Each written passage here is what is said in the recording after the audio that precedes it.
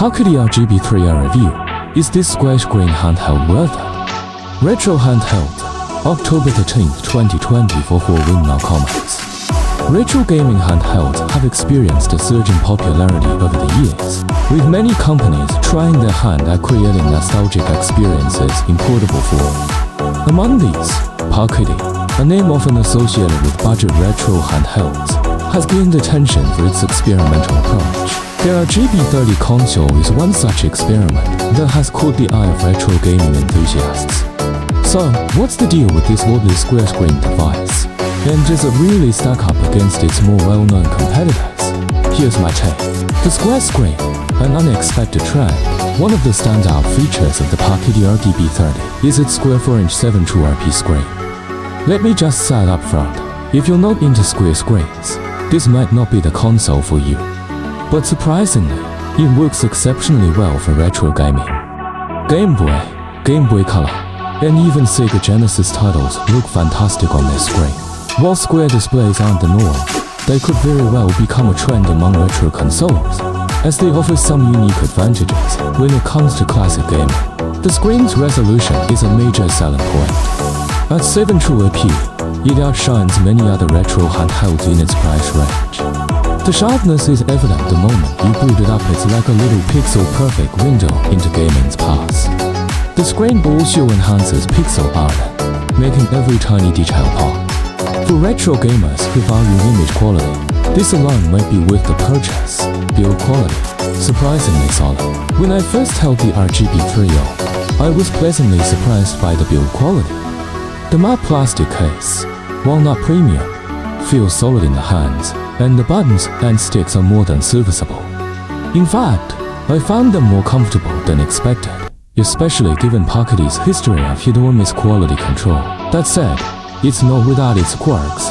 The device is relatively large and bulky, especially for a handheld. While you can toss it in a bag, don't expect it to fit comfortably in your pocket, even a jacket pocket. It's more like carrying around a small TV remote than a compact Game Boy. The thickness of the console adds to this unwieldy feel, making it less portable than other devices in its class, like the unburning RGB30. Ergonomics, some comfort, some frustration. As far as comfort goes, the RGB30 feels good in your hands when playing simpler, two-button games like Game Boy titles. However, as soon as you need to use both thumbsticks or shoulder buttons, things start to get awkward. The button layout feels a bit too spaced out, leading to hand fatigue during longer play sessions. The spacing between the thumbsticks and shoulder buttons, in particular, can be uncomfortable, especially if you're used to more ergonomic devices. Despite these issues, the tactile feedback from the buttons is excellent. The shoulder buttons offer a satisfying click, and I didn't experience any issues with input delays or mispresses. But I will say that the D-pad could be better. It feels slightly to resist, and after prolonged use, you might notice some discomfort from its sharp edges. I even found myself wondering if this D-pad could lead to a sore thumb, or even a small blister over time. It's not a deal breaker, but it's worth mentioning if you're planning to spend hours on those marathon RPG sessions.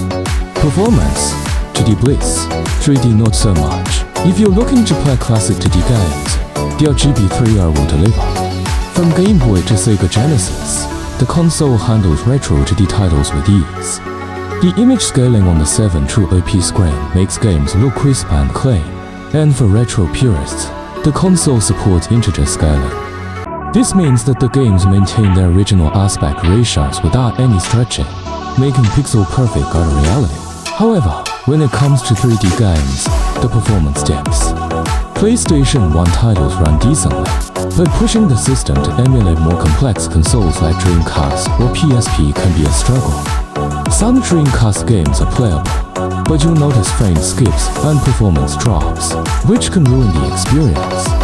If 3D emulation is your primary goal, you might want to look elsewhere.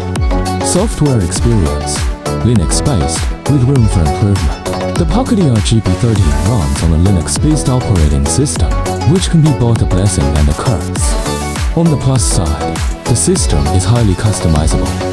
You can tweak game settings, adjust themes, and even download box art and other metadata for your games, or from within the console itself, thanks to built-in Wi-Fi support. For those who like to tinker, this is a dream come true.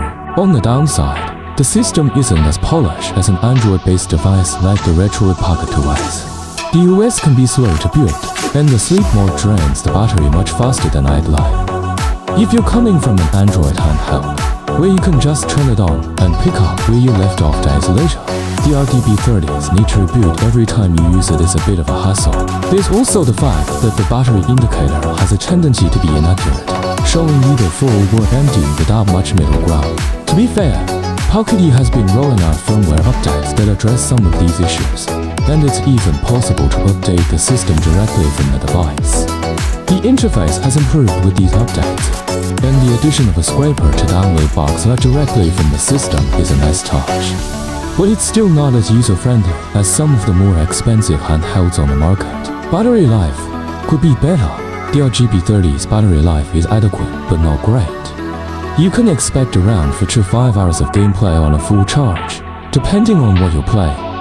But remember to save off in sleep mode won't preserve your battery like on other devices. I found this to be one of the more frustrating aspects of the console, especially during longer play sessions where I didn't want to risk losing my progress. Pros and cons. Pros: sharp 7 True IP square screen ideal for retro games. Solid build quality for the price. Highly customizable Linux-based system.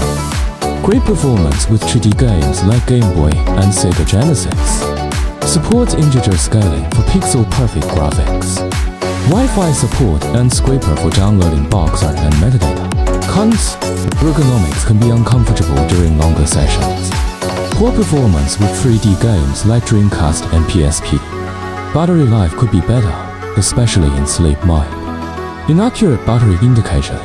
Larger and bulky, not pocket-friendly. Software experience is less polished compared to Android devices. Final thoughts. The Pocketgameconsole RGB30 is an ambitious experiment that mostly succeeds. It's not perfect, the ergonomics can be hit or miss, and the software experience could use some polish. But for retro gaming enthusiasts who want a sharp screen and great 2D performance, it's hard to beat at its price point. Just know that this isn't a pocket-sized device, and it won't replace your smartphone or high-end handheld anytime soon. So, should you buy it if your primary focus is enjoying pixel-perfect retro games with an eye-catching display? Then yes, this could be the console for you. Otherwise, if you need more power for 3D games or crave a more ergonomic design, you might want to explore other options before pulling the trigger. In any case, I'm glad I took a chance on this unique little device. It's definitely one of the more interesting additions to my retro gaming collection.